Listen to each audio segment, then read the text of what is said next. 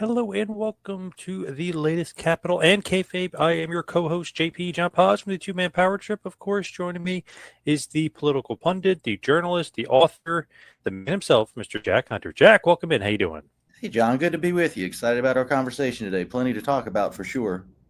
Yeah, and I feel like it's all kind of obviously centralizing on Charlie Kirk and the assassination of Charlie Kirk. And Right. man, each day that goes on, and the last time we recorded, they didn't know it was Tyler Robinson as of yet. Now he's been the alleged killer, of course, and they're looking at his text messages with his boyfriend, the MAGA angle, which seems to be thrown out the window now. The trans angle is an obviously hot pursuit, given who the boyfriend was. It's just a lot of interesting developments going on. I even think there's kind of more to meets the eye here just because of what they're telling us. And then it's like, wait a second, that doesn't make sense. So kind of break it down. What is going on here? What is the latest with this? Well, we can speculate about things, but what we know, or what we think we know, that's not always a given these days, Hmm. is that Tyler Robinson, who, from what I gather, is a gay man in a relationship with a man who's transitioning to a woman, a transgender woman. And he thought that Charlie Kirk was nasty to trans people and decided to shoot him. I think that's what his parents said, that he said that Charlie was hurtful or something like that. Couple things. People are focusing on the transgender aspect. The reports I've read is that the partner, the transgender person, is being fully cooperative with the police and like didn't necessarily know anything about this. So like, how is it their fault? Like the Right, actual right. trans person, I don't hear anybody say that. They're just eager to jump on trans. I'm like, that's not really fair. That's like I have a trans friend who's conservative. I'm like, hey, you did this, and she's like, I don't. What? Right, I exactly, exactly. a little closer to the situation, but come on, blame the person who actually did it. Um, it does have, and I tweeted this out the other day. You know, when you're watching The Sopranos and they kill somebody or rob somebody, and then they tell somebody else some black guys did it. Yes, yes. How's that feeling? I'm not saying that's what happened, but look, there are people who are speculating that because Charlie Kirk was speaking out against Israel's government and what's going on in Gaza increasingly, and that his group has a lot of pro-Israel donors. Maybe, but also no. I think they've got some pretty good evidence on the suspect they have, but I understand why people's minds would go there. Mine went there a little bit. I know how far those people. I mean, look at how much money AIPAC spent on going after Thomas Massey for basically just criticizing us continuing to give money to Israel and what's going on in Gaza. And like they're spending a gazillion dollars on that. So a highly influential figure on the youthful right, like Charlie Kirk, probably the most influential person among young conservatives, who, if you look at the polling, you're not going to find many conservatives under 30 who are like, hell yeah, let's keep sending Israel money and let them keep doing what they're doing. This is awesome. They're very much the opposite of that.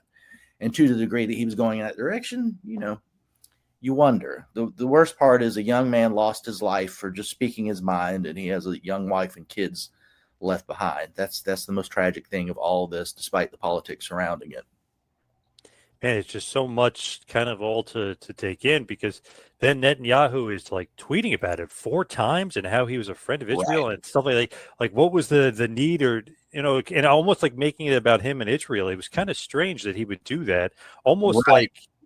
almost to me, it's almost like a red flag. You got to throw that red flag out there, be like, wait, what the hell? Why are you tweeting about this? What is going on over here? It seems suspect. And then Tucker Carlson, who I don't think is lying, he and Charlie were friends. These people texted and talked to each other.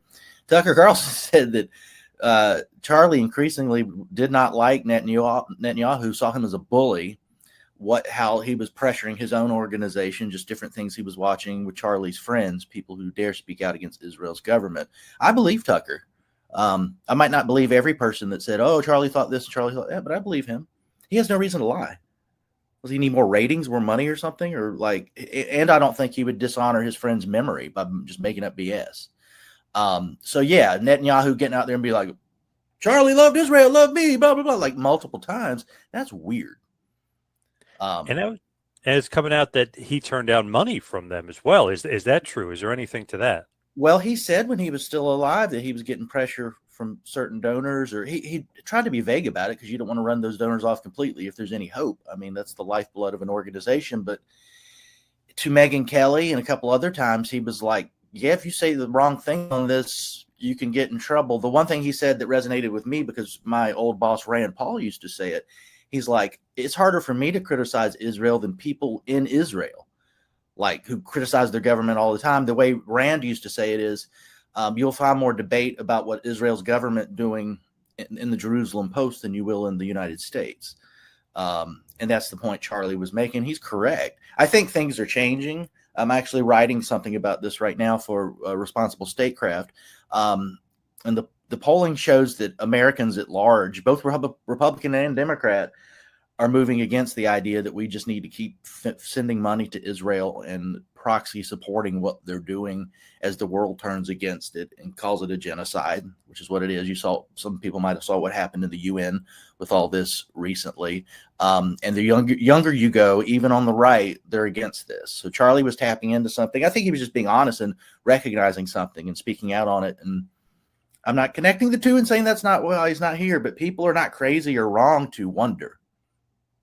I thought it was interesting that, it's been out there. I guess is it Jackson Hinkle or Jason Hinkle? He Jackson Hinkle. Yeah, Jackson. He put it out there that they offered him $150 million to be more pro-Israel. He turned it down, and then it started kind of, de-escalating from there as far as the relationship with him. But then he said the people that were part of that offered him the money were also the people that gave the dad, or were about to give the dad, the money for turning in his son. Like, basically they are giving out the reward money. So the people, and I don't know how true this is from him, but he said the people that were actually going to give him the money to be pro-Israel were actually the ones that are giving the money to the reward and are going to give it to the dad for turning in the son. And the dad said he was going to give it to Charlie Kirk's family. So that is another interesting wrinkle that I was like, what? If that's true, that's crazy. That's almost like another red flag of oh no, we had nothing to do with this. We'll throw money at it, right? Isn't that crazy? I didn't know that part, John. You taught me something. So is it the Israeli government? Is it AIPAC, or is it just some group? I guess it's the people a part of AIPAC. I forget the name, Bateman or whatever, those guys, but they were they're a part of it. So they were trying to offer Charlie money. He rejected it. He gets killed, and then the father of the suspect is given money as a reward because Charlie, I guess, supposedly loved Israel so much, according to BB. That's weird, right? It's like, if that's weird. Right on Hinkle's part, and then why would he make that up? It's just whoa, that's weird. And he's going to give reward money to the dad. And we're in the moment still. When we're talking right now, it's about a week to the hour when he got shot around. Right. It was Wednesday, so we're a day past it. But anyways, millions of Americans, including me, don't think that the JFK thing begins and ends with Lee Harvey Oswald. I just don't. And Jack Ruby and everything. Most people don't believe RFK assassination, the attempted assassination of Trump. There's so many questions there, and we don't know anything. This is a weird one too. The evidence on Charlie Robinson, but how did we get here? Was it just him going, I don't like Charlie Kirk, he don't like my trans boyfriend, I'm going to go shoot him? Is it that simple? Maybe it is. I don't know, but it does seem suspicious. To me, super suspicious, because that would kind of be the absolute easiest possible explanation kind of thing. You know what I mean? He would be the perfect patsy, or he could be the perfect kill. You know what I mean? It's like either side of the spectrum.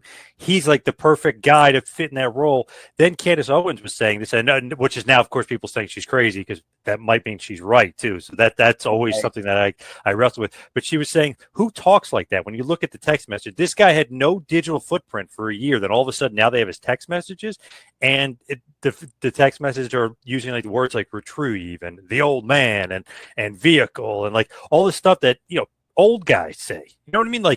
Even I'm 43. Even me, I don't even know if I speak like that anymore. That's something my dad would say, or you know what I mean, my grandpa. So even that is kind of an interesting wrinkle. It's wait a second, are these doctored text messages? Are they even accurate? Are you saying he didn't have any kind of social media imprint before? That's what they were saying before the text messages came out. That's what they were saying. Any young person, that's bizarre. It is especially bizarre in this thing. And when I said earlier about the Sopranos, would do some criminal act and say, oh, it's a black, just to kind of cover their ass. Yep. Could this be more cartoonishly fitting of the current right-wing narrative? It's a gay dude and his trans boyfriend are involved in this. Like, right, that's exactly. We fit perfect. Yeah, right. Like, I don't know. It's just like the Dems. Somebody put something out. Well, Jimmy Kimmel got fired over this. The shooter is a MAGA guy and all that because they wanted it to be a MAGA guy because this embarrasses them and their side, I guess. Yep. But they just ran with that so much that Jimmy Kimmel just said it on national television, and I'm sure he's not going to apologize for it, and he's got plenty of money and he's fired, but it too easily fits the narrative either way. And the first one's definitely that, or the Jimmy Kimmel left wing one's not true about it being a MAGA guy. Far from it. That was the interesting thing too, because you throw that in the thing. So like Candace Owens is involved, like Jimmy Kimmel gets involved. Jimmy Kimmel almost going to lose all the ABC affiliates. You can't do that, Right. And he says something stupid that's completely untrue. Either he's paid to say it, or he thought it, or whatever. Irregardless of that, he still said it, and obviously got fired for it. So he made a mistake, and maybe a bit of a leap. Oh, it was a MAGA guy, and I saw that all over online too. MAGA killed MAGA. It was MAGA, and then they found that it wasn't, and then they don't say like retract it or anything. Oh, I had some left-wing people, some I knew personally on my page being like, it was a Groiper, Nick Fuentes, right-wing, blah. And I'm like, I don't know that yet. You don't know that yet either. You want it to be that. I understand that, but this is when we didn't even know Tyler Robinson or any of this stuff. I never jump in those situations, but I understand why they did. They're not coming from a place of truth. They're coming from, I'm this left-wing animal. This is my brand. These are my people. It has to be you, not me. They don't care about any facts. It's that wrestling aspect of it. Yeah. I'm the face in this. You're the heel. We're going to move the pieces to make sure I'm still the face and you're the heel. Well, oh, damn it. When we find out, a little bit more what actually, that's all that is. That's what Kimmel was doing. He did that before a national audience because he's one of those people. Man, he's such an idiot. And like to just say that out there. But maybe in the last regime, he would have got away with it and wouldn't have gotten in any trouble. So, maybe he doesn't realize that the world's maybe changing a bit. So let me talk about this for a second. And this is fresh, this Jimmy Kimmel thing getting fired, and Trump's FCC got involved and leaned on them. I don't like that. Now, I'm hearing two things, that advertisers and sponsors and viewers were up in arms and pressuring ABC. If that's what happened, kick his ass and out. The affiliates. If that's what's happened, done. Yeah, no argument from me. The FCC getting involved, that's the government getting involved in a private entity. I don't like that. And I didn't like it when Joe Biden did it and the Twitter files covered it and we talked about it and the Democrats ignored it. And to the degree that they would admit Biden did it, they liked it. I didn't like it then. I don't like it now. If it's organic, it's the free market, the affiliates, like you said, that's the free market. You messed up, you're out. But if it's the government, I don't like it. I don't want the Trump administration using the power of the state to push people around like that. Joe Biden did it. Democrats liked it. Kamala Harris campaigned on it. She said she'd sick the DOJ on people who spread misinformation or disinformation. Well, Jimmy Kimmel just spread some misinformation and disinformation, and he's out of there. And that's what they wanted to do. You can find multiple recordings of AOC saying we need to use the government to deplat people who have hate speech. Chuck Schumer saying kick Tucker Carlson off TV, even use the government to do it. Time and time and time again, they were for this. So I saw Chris Hayes, I saw Barack Obama now saying we've crossed the line. Bull something. You crossed that line a long time ago. We told you did. It was anti-First Amendment. I remember Matt Taibbi, who was the primary Twitter Files reporter, going before Congress and saying the Biden administration pressured them to take down information about COVID stuff, talking about Facebook and Twitter and platforms like that. They pressured them to take down information about Hunter Biden's laptop, stuff like that. Example after example of the government pressuring these private entities to do things, to censor on the government's behalf. And Congress people told Matt Taibbi, oh, well, you're just a so-called reporter. That was their retort. They weren't worried about the government doing this stuff, which is what just happened to Jimmy Kimmel, maybe. They didn't care. So none of them have a leg to stand on. Barack Obama acting like we crossed a line. Dude, your team did that for 4 years. I'm talking about Biden-Harris. You probably did it some too, but we know Biden-Harris did it because we've got the reporting and the concrete evidence, and none of y'all cared. You liked it even. So see you, Jimmy. I not really a Kimmel guy or Kimmel fan, Kimmel supporter, but I like agree with a certain aspect of like he could kind of say what he wants and have free speech, but Yes. also realize if you're working for a company and you have a job, you could say that free speech, but they have every right to fire you for getting them in trouble with affiliates and sponsors and you Right. know what I mean and lose. So it kind of goes hand in hand. Yes, free speech. I'm all for it, but you can't just say anything willy nilly and have it be completely not true and then have everything back, come back and you would be like, oh no, I shouldn't be fired. No, you could and should be Right. fired for it. Yeah, Somebody like absolutely. him is so arrogant. He used to be funny, like the Man Show and stuff back. Yeah, I used to like Man Show. Definitely. Yep. Yeah, and Adam Carolla went in the reasonable direction, and Jimmy Kimmel just went full born woke, Yep. animal. You have to be a professional, like you just said. He's been around long enough to know that you do have affiliates and other people, and certain code of conduct. But he's more of a woke leftist than he's a professional. And in that tense moment where everybody's emotions are high, he needed to let his team know this was a right-wing MAGA guy that shot Charlie Kirk, because that's what his group was saying. I'm right there with you. I'm gonna tell this national audience. I've got the power. I'm touchable. I'm untouchable. I'm Jimmy Kimmel. No, well, guess you're not. But that's the mentality. That's the arrogance. And this bothers me. I've seen a lot of my libertarian friends say this. Getting the state involved, the FCC, this industry, Kimmel, Colbert was on his way out the door, is dying rapidly as is. People aren't watching this crap. Yep. Jimmy Kimmel's show was to put out DNC talking points with a punchline at the end, and it usually wasn't even funny. That's what he's done for years now. Certainly in the COVID era. Nobody's watching it. It's dying. The late night format really isn't even a thing anymore because of how we consume entertainment in 25 as compared to when I was a kid and would watch Jay Leno or Letterman or Conan. Yeah. Yep. And you'd look forward to it like, oh, it's late in the night. Let's see the late night show. That's not how people we're watching Netflix and stuff. So the format was dying. The people still in the format were killing it because of their just politicizing constantly over comedy. I would like to see it die a quick death on its own, because now they can say, oh, we died because the Trump administration put a thumb on us. It's like, no, I mean, but they can kind of say that. It's not true, Right. but I don't really want to give them that out. That bothers me. Yeah, can't give them that out for sure. Right. Kimmel can join his buddy Howard Stern. I mean, they're both rich and be fine on their own, but they're both fired this year. So, I mean, there you go. Like it's the woke guys are losing left and right here. And it's their ideology is what's driving off so many people who just want to sit down and relax. But like Stern, when Sirius hired him, had a vast audience. I think they said it was like 100,000 people now. They can't pay him millions of dollars for. No, they were losing money. Yes. Yep. Right. That, and the same with these audiences for Kimmel and Colbert and all that. Like, they're just not what they were. That format's not what it once was. Greg Gutfeld does the best. What's that? I was gonna say Jimmy Fallon had on Gutfeld, so it seems like Jimmy Fallon is like not trying to be like a woke talking point kind of guy. He's trying to be like, all right, let's just have everybody on. Like, I know he's more liberal, but at least he's not trying to be like a political commentator like the other guys were. Right. I think some of the people in charge, whether it's ABC or these different places, they care more about money than whatever their host politics are, and rightfully so. So, like, if 1 point Kimmel would have never had on a Greg Gutfeld, the bosses are probably like, hey, guess who's coming on? It's like, all right. Right, yeah. But I guess Fallon's friends with him, Gutfeld. Okay, well, yeah, I could be wrong about that, but like Scott Jennings being on CNN and being such a big deal, he's like their conservative pundit. He's been around a while, but new on CNN, he's very popular. I think that was a decision by the higher ups to be like, all right, we got Don Lemon and all these people that just say the same crap. We need some balance, because we're running off our audience, and he's popular and people tune in to watch him.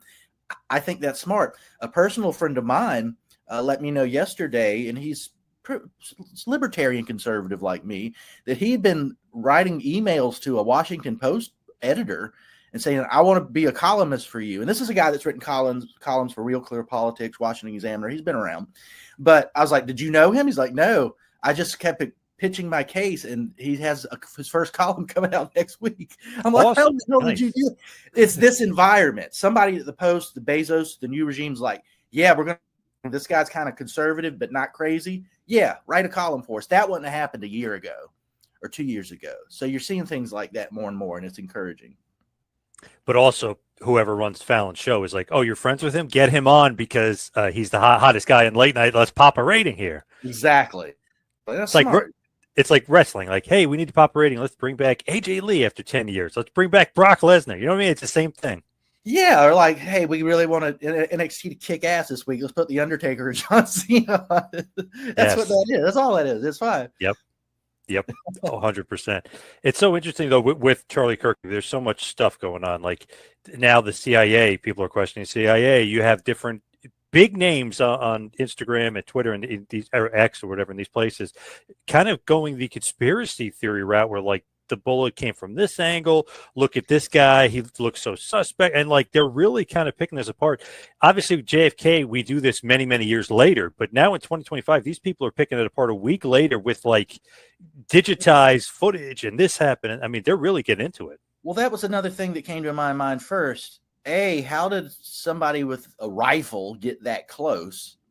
Right. Anyway, same with the Trump thing, that rally, and people pointing at him on the roof before anybody did anything.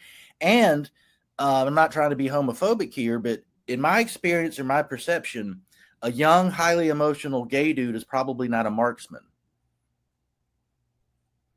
I was saying that. I was saying that to my buddy. I was like, man, all these 22-year-old, even the crooks or whatever, these 22-year-old like marksmen that are just unbelievable.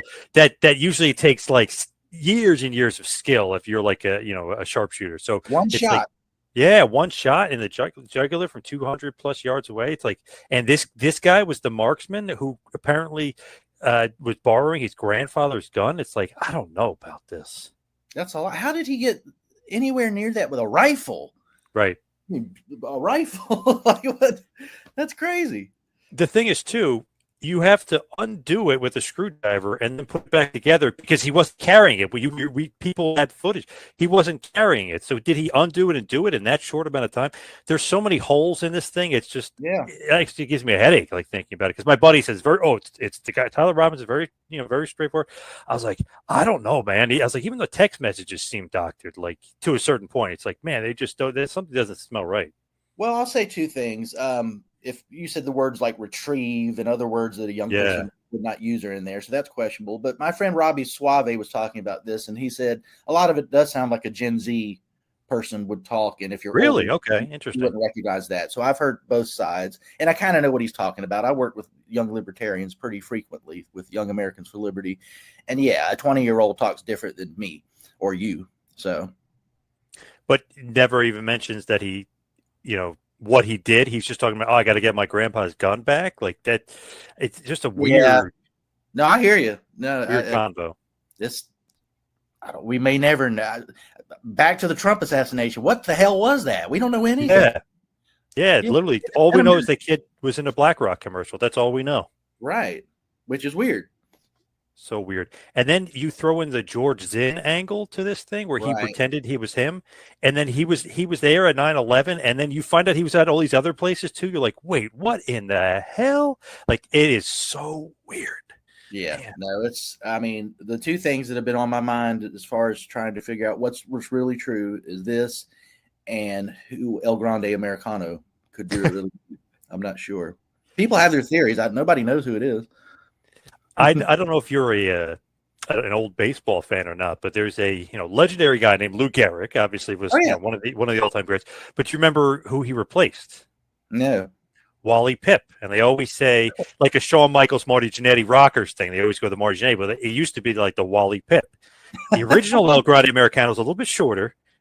Now people are trying, but he seems shorter. He definitely does. Same guy to me. I don't know the differences, but. I've heard, and a few people have said this, that this new guy, Wally Pipped, the old guy, this new guy is better. First of all, he speaks Spanish. I don't know if the first guy did, or maybe he just didn't speak enough, but isn't that crazy? It's like he actually does this. If it's a different guy, does the gimmick better than the original guy did the gimmick. And the original guy's awesome. I love it. I like that he was over in Mexico. That's kind of funny to me on that Worlds Collide. Yes. Dominant winning, which was just awesome. And I thought it was a great show. Yeah. All the gimmicks like that in wrestling history, I've always liked Mr. America, who I still don't know who that is. The Midnight Riders, people said it was Dusty and Magnum TA, but I'm still not sure. What was Jimmy Valiant's? Was it Downtown Charlie Brown? Yeah. Yep. So I'm dating myself a little bit here, but yeah, all those wrestling gimmicks where people are in disguise have always tickled me to death. And they did the old Spider-Man with the other two Yeah, with El the Grande Americanos, the pointing. Yeah, so there's 4 of them, which is crazy. They can make their own Survivor Series team here they with all can. these. They have different names. They just call them the more Americanos on TV. They were just saying the other Americano, the other Americano. So they weren't even giving them names. Right. So I don't know where they're going with that, but I like it. It's funny too. It's like, okay, like whoever's under the mask, these guys, like, what can we do with these guys? Let's make them El Grande Americanos. And it's like, and it's over. It's like, wait, what? That's so weird. You wouldn't think, but it's just boom. It's awesome. It works. It works. Whoever's booking that, hats off. And this version, if it's a different Grande Americano, is fluent in Spanish. And you would never think that in a million years with supposedly where this guy was born. So it's like, wow, how the hell? And he was singing songs in Spanish and getting the Mexican crowd into it. I was like, holy moly, this guy is good. Yep, he knows his native language and he can communicate. He's from the Gulf of America, which people think is just in America. It's Mexico and, it's both Gulf of America. Yes. Remember that people were mad at that at first, that he's from Gulf of America? When I first heard it, I thought it was funny, and I still think it's funny. And then when people got mad at it, I thought it was more funny. I'm like, yes. Yeah. But it's just like I thought it was like racist or something. It's like, shut up. Come on. We're talking about geography. But that's what they changed it to, the Gulf of America. They changed it. So yeah, that's Mexico, where he's from. they call it Gulf of Mexico if they want. Like, I mean, this has been done in the past. So, I mean, bases with Confederate soldiers' name have been changed and all kinds of stuff have been changed. So, but wouldn't you think the Mexican fans would be mad? No, he gets cheered like crazy. Yeah. He got a huge pop when he came out and cheated, and they got a pop. I'm not surprised at that at all. I think we discussed on here how much the Mexican audience was loving the sort of WWE flavor, AAA, and the AEW combo with CMLL. Yeah. And the gimmicks like El Grande and all that kind of stuff. Stupid ass white people get mad at stuff like that living in the United States. The Mexican, like most of which are Hispanic, Latino, like they don't have that mindset. They're just like, oh, look at these funny gringos. Oh yeah, get on, yay! Like this is awesome. Like they just want to be entertained and have fun, like a normal wrestling fan. It's lefty white people. I think we've talked about it on here. Was it R-Truth that made sort of a Asian, perhaps slur joke on WWE, and like some of the left-leaning wrestling journalists were all up in arms, and they were all white people. Yep. And then I think, was it Asuka and Io Sky involved in that? And they were asking, they were like, he's supposed to be stupid. That was pretty funny, actually. Like the 2 Asian women involved were not offended at all. Ron Killings is black. He didn't think twice about it, but it was just white liberals thought it was just like the worst thing. It's like, y'all need to go take a joke and get over yourself. It is weird, like the white knightism or whatever they refer to it as. Like, wait, you guys aren't offended? No. Well, you should be. Damn it! Why aren't you offended? That's how they get. It's interesting. It's weird approach. I think it's racist in its own way, and I don't throw that word, but like, you don't think these people can defend themselves if they feel, offended or say something that you're just making up this narrative. If they say that and you want to be like, yeah, I agree with you, sure. But like, don't go speaking for people like that, white man. Like, don't think that just because of your politics and what you have that everybody that's a minority fits into your little narrative. Trump got the most black and Latino votes of any Republican presidential candidate in modern political history in 2024. And it was a lot. It was, Kamala still got the most, but it wasn't a big gap. So I guess all those black and Latino Trump voters are racist. I don't know. Right? How does that make sense? Yeah, it is crazy. Whatever they're trying to like fit into their narrative. Even Bill Maher, obviously he's more liberal, more left leaning, but he's like the common sense guy. He's torching these people. He's not happy with the left, especially with their reaction to Charlie Kirk, who was, I guess, a friend of his. Yeah. Bill Maher's problem that he's a progressive as they've traditionally been in this country. That's not what most Democrats are. I don't know. They're not liberal. They're certainly not liberal. They don't want another point of view to be had, says guy with gun that shoots conservative pundit. Right. They hate free speech. Bill Maher, talks to them all the time. Is like, a man that is trying to be a woman can't still play women's sports. Like he's lecturing Democrats. Like this is an election loser. Yeah. Bad. Most people are not going to go along with this. And then they berate him for it, like he's saying something crazy, and he is a liberal. Like that's where we are. I find myself agreeing with him more than disagreeing, because he's usually having to talk about stuff like that, and he says it in blunt terms and should. Crazy. They were basically like almost like violently, saying stuff on social media about Charlie, and he was like, "Man, these people are nuts." Like their reaction to it is nuts, and they were like, he was saying, "You guys aren't supposed to be like this pro-violence and and this other stuff," and it pretty much true. It's pretty crazy, you know what I mean? Like just the reaction of them. He was like, I guess, dumbfounded by it. He should be. I am too. I understand how maniacal these people are, because I've just, I'm a guy that gives my opinion for a living. I've been around them and seen them. The fact that we're in our country, we've got to the point where an innocent man who's committed no crimes or done anything criminal is murdered in cold blood, and the whole country, no matter your politics, doesn't say, "Wow, this is awful." That's right. What the country was not very long ago. But now it's like there's too many people who voted Democrat who were basically justifying this. The same with the Luigi Mangione thing. Yeah. Yep. But they're justifying assassinations in the streets of people they don't like. I can't think of any Republican precedent for that. The only kind of things I can think of for a precedent overall, when Martin Luther King Jr. got shot, probably some racists were happy about that because of where he was coming from. Maybe when JFK was shot, some hardcore anti-Catholic people were like glad he wasn't there or something. I don't know this. I'm just throwing stuff out there. But what other precedent is the reaction on the left of what happened to Charlie Kirk? I think we've crossed the Rubicon on this.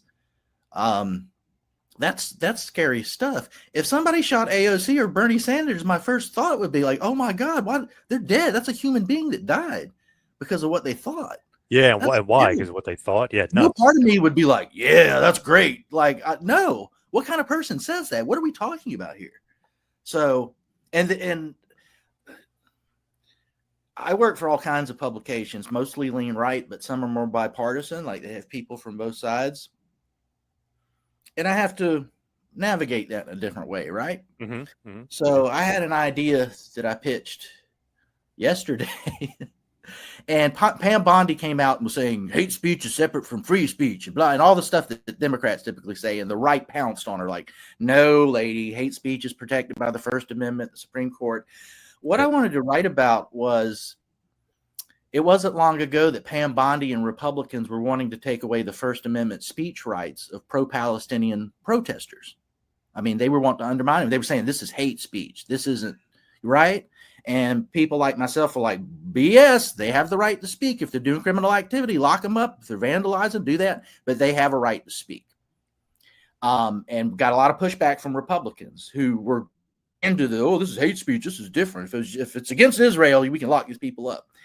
The article I wanted to write was, well, now all the Republicans are saying Pam Bondi's wrong and are saying hate speech is protected speech. Well, that was just as true 8 months ago. And I wanted to say that the person I pitched it to was not of my political persuasion. I was basically told, we're not going to talk about Charlie Kirk now or ever. Whoa, damn, okay. My point.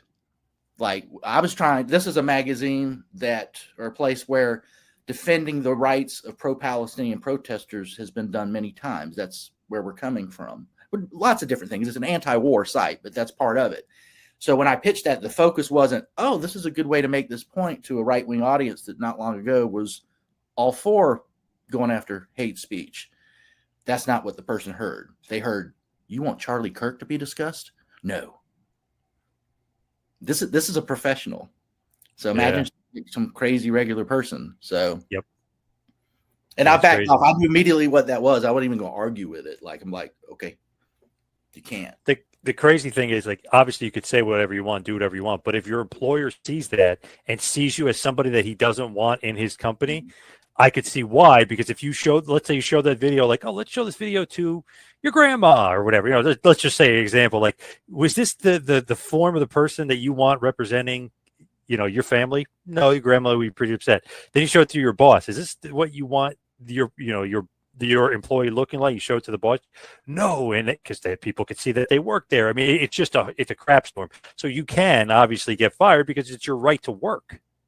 Right. And nobody has a right to a job. Look, all this speech is protected speech by the Constitution. Like, you can say it. But if you work for somebody, if I had an employee that was glad Charlie Kirk got assassinated, they would be fired. I don't want that associated with what I built. If I had an employee that was glad that MLK got assassinated, they would be fired.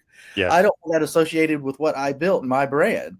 Like, no. And they're the same thing. I'm not saying MLK and Charlie Kirk are the same thing, but the same principle applies. That's a no-brainer. They don't have a right for me to pay them when they're saying this kind of stuff, but they do have a right to say it. The government can't censor them saying is all that means. So people are getting upset. Oh, I can't believe I got fired for this. But, well, the company you work for basically doesn't think like that's an employable person, like somebody that acts like that. Like, it's just a bad look for the company. Right. And if I heard somebody got fired just because they said they didn't like Charlie Kirk, I would have a bad opinion of the person that fired them. That's okay. That's terrible. That's so stupid. Yeah. Yeah. You don't love this guy. If you're glad that he got killed, that's a different story. Exactly. Yeah. Just crazy. Now, people were blaming South Park too, which was nuts too about Charlie, but he liked it. And he liked it, and they pulled the episode and stuff like that. But if he liked it, I don't know if you really should pull it, but I guess maybe sensitivity issues, but I feel like you can bring it back because he said he liked it. He thought it was funny. I'm not mad at Comedy Central for pulling it out of just basic respect. Not thinking about what Charlie might have thought and all that, but Charlie liked it so much, he made the cartoon of him his icon on social. Yeah. Yep. And it's kind of like Weird Al covering one of your songs, like you've made Parks made fun of you. Yep. Yeah, and I watched it. I thought it was funny, So yeah, everything South Park's generally funny, and I'm glad he did too. And I'm not surprised. The guy had a sense of humor, and you're over the target when you're as big as he is, and South Park's going to talk about me. Okay, even if it's basically trashing you, it's still funny. That's what it's supposed to be. Yep. JD Vance said it was funny too, making fun of him being like the little with the short guy with the suit on. Damn it, I forget his name from that old show with Ricardo Montalban. Yeah. He's the little guy. I mean, basically, he's that character. I didn't encounter any conservatives or libertarians that were mad about it. This was before Charlie was killed.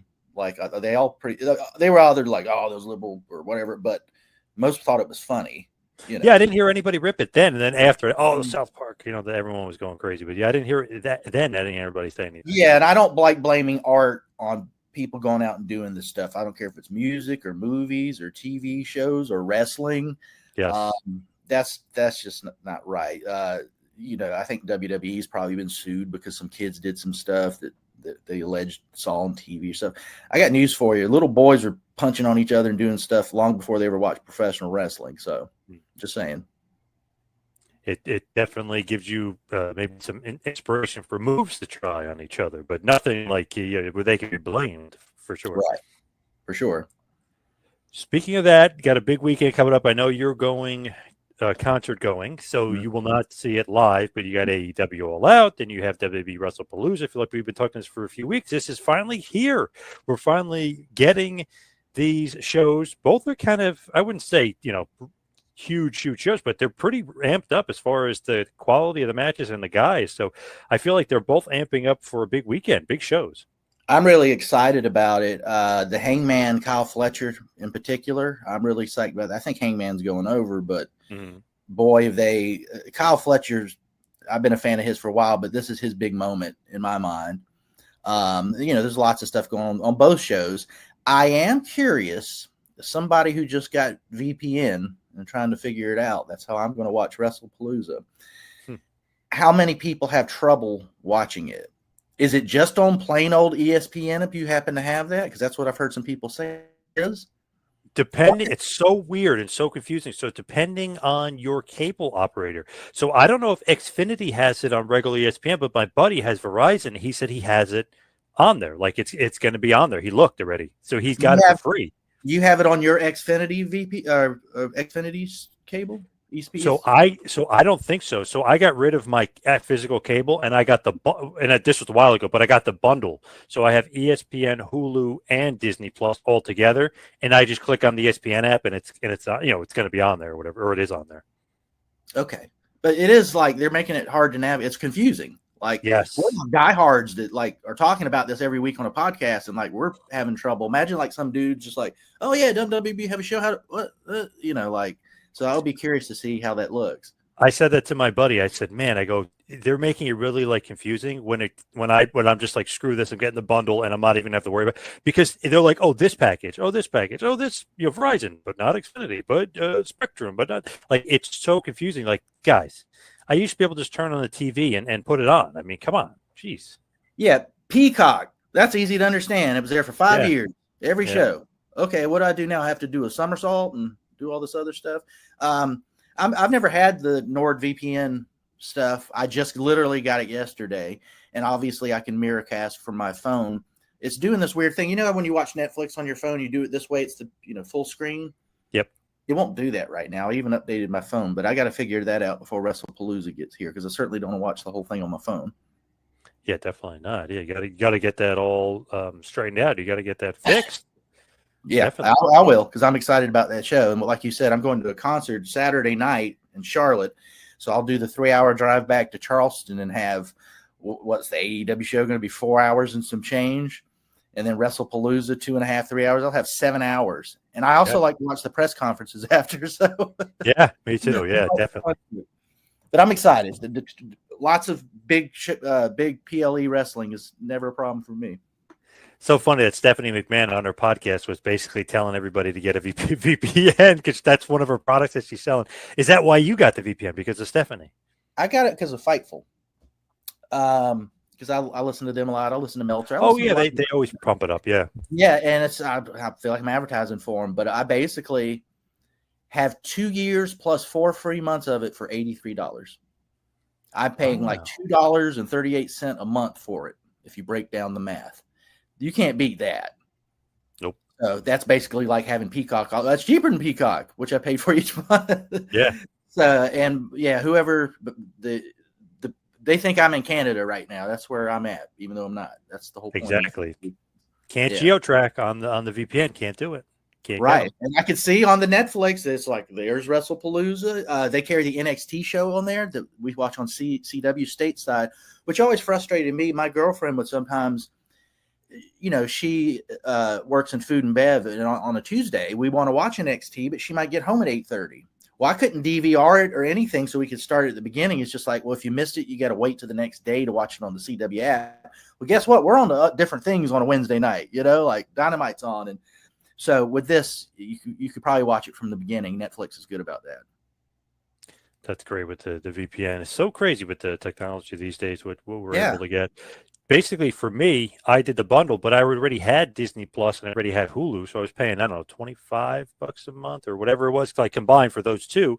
I added that on there to make it $29.99 a month. But they said because I've been with Disney Plus for a while and I paid for some stuff previously, they gave me a few bucks off, so it's like $28 a month or something like that for all three. So I mean, it ended up being a pretty good bargain. Basically, if you think about it, I think I added ESPN for like $2, $2.71 or whatever it is a month. So I got a good deal on it. So for now, who knows when they spike it? You know what I mean? But for now, it's good. Yeah. $6 to $10 for each platform sounds about reasonable in this market. It sounds like that's what you got for 3 of them. Yep. So exactly. And the kids love Disney Plus, so that wasn't going anywhere. So yeah, you want to entertain them. Yes. I'm not a dad, but I can only imagine. Yes. So let's wrap this bad boy up and hit the plugs. You can follow me on Twitter and Instagram at 2ManPowerTrip. How about you, Jack? You can find me at JackHunter74 on X, formerly Twitter, where anything I'm doing, wrestling or politics, it's all there. All right. Thank you, everybody out there, for listening. See you right back here next week for a little Capital and Kayfabe.